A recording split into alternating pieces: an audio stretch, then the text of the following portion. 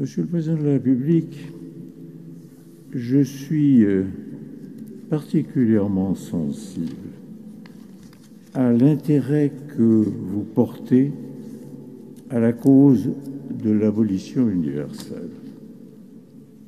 Soyez-en remerciés au nom de tous ceux qui combattent la peine de mort dans le monde.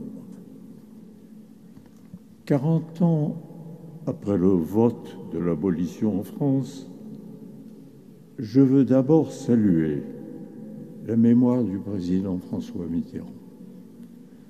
C'est à lui, à son courage politique, que nous devons en premier lieu l'abolition de la peine de mort en France en 1981.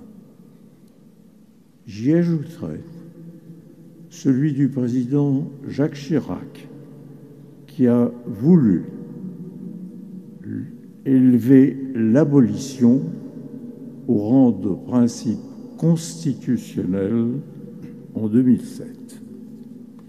Comment aussi ne pas évoquer la mémoire de tous les parlementaires de toutes opinions politiques qui, dans les deux assemblées, ont lutté pour que l'abolition survienne enfin en France, et je pense notamment à Raymond Forny, à Michel Dreyfus-Schmitt, à Bernard Stasi, à Pierre Gras et à notre ami Philippe Seguin.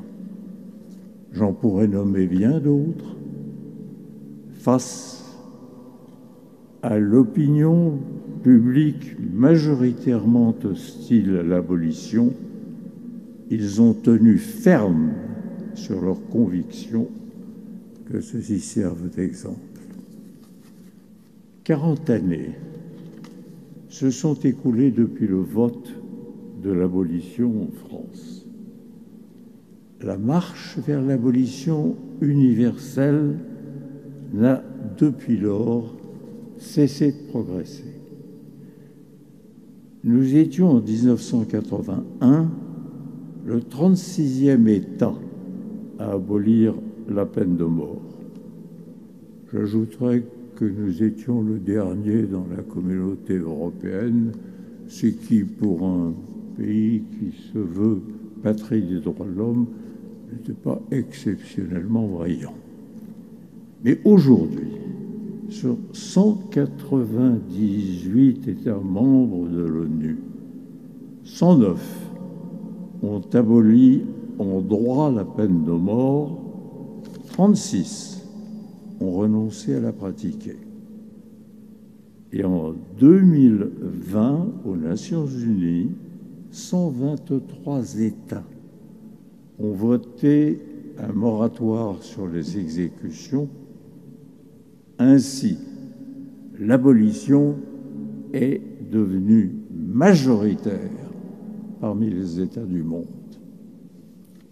En Europe, notre continent, ravagé pendant des siècles par la criminalité sanglante, la peine de mort a totalement disparu, sauf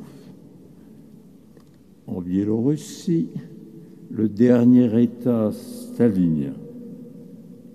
L'abolition est devenue l'un des piliers de la civilisation européenne, et la Cour européenne des droits de l'homme, expression judiciaire de la conscience européenne, a condamné solennellement la peine de mort comme une forme de sanction inacceptable. Dans l'ordre international, conventions et déclarations excluant le recours à la peine de mort se sont multipliées. Je n'en donnerai pas la longue liste, mais je citerai seulement, car il est riche de sens, le statut de Rome de 1998 créant la Cour pénale internationale, parce qu'elle a pour mission de juger les pires criminels qui soient, les criminels contre l'humanité, et que ses statuts ont exclu le recours à la peine de mort, et je puis dire sans m'avancer qu'aujourd'hui, il n'y aurait pas en Europe un magistrat qui se prononcerait pour la peine de mort dans des juridictions internationales. Il refuserait d'y siéger tout simplement. Ainsi, l'humanité va de l'avant. Même si certains États, et notamment la Chine, l'Iran, l'Égypte, l'Irak, l'Arabie saoudite, mais aussi les États-Unis, grande république amie, voient hélas se succéder condamnations et même exécutions. C'est pourquoi, Monsieur le Président de la République, la France se doit d'être partout présente au premier rang quand il s'agit de combattre la peine de mort. Il ne suffit pas d'un moratoire universel sur les exécutions.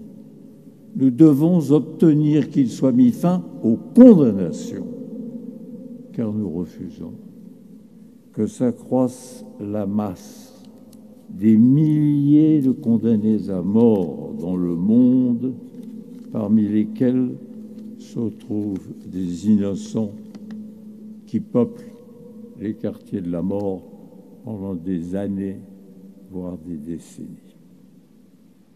Tant que dans le monde, on pendra, on gazera, on décapitera, on lapidera, on fusillera, toutes celles et ceux qui considèrent le droit à la vie comme un absolu moral doivent poursuivre leur combat.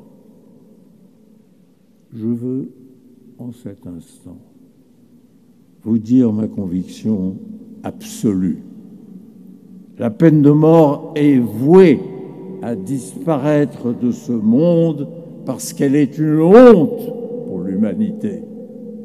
Jamais, nulle part, elle n'a fait reculer la criminalité sanglante.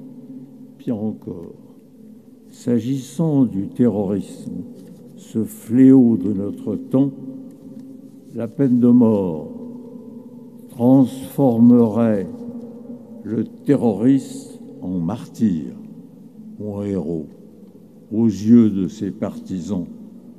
Et après chaque exécution, un commando de fanatiques se lèverait pour le venger en commettant de nouveaux attentats. En vérité, la peine de mort ne défend pas la société des femmes et des hommes libres, elle la déshonore. Ainsi, devons-nous refuser toujours et partout que, sous couvert de justice, la mort soit la loi. Est-ce à dire que là où l'abolition est acquise, notre tâche est terminée? L'abolition ferme les pages sanglantes de notre justice, mais elle en ouvre une autre, parce qu'elle lui laisse la vie, la justice et au-delà, la société tout entière doivent permettre aux condamnés d'exercer ce droit dont Victor Hugo, le plus grand des abolitionnistes, disait déjà que nul ne saurait en être privé, le droit d'être meilleur. Comment s'exercera-t-il ce droit? Sinon par les modalités de la peine que la loi et la justice auront tracées pour lui. Mais cette transformation, cette ascension espérée du condamné, elle ne peut se réaliser qu'avec lui, ou mieux encore, grâce à lui. Chimère d'un humanisme aveugle, diront les partisans de la peine de mort. Conviction et surtout lucidité, répondent les abolitionnistes en rappelant que les condamnés à de longues peines, soumis à un régime pénitentiaire qui allège ses rigueurs avec le temps, ne réitèrent pas à leur libération les crimes de sang. Encore ne devons-nous jamais oublier les malheurs et les douleurs des victimes. Leurs droits et leurs conditions doivent être notre constante préoccupation, comme je l'ai voulu dans mes fonctions à la chancellerie. Le crime est le lieu géométrique de la souffrance humaine, que notre société en soit toujours consciente. Ce que nous célébrons ainsi aujourd'hui, ce n'est pas seulement l'anniversaire d'une loi de la conscience universelle, c'est l'affirmation éclatante que la vie humaine est sacrée dans une civilisation fondée sur les droits de l'homme.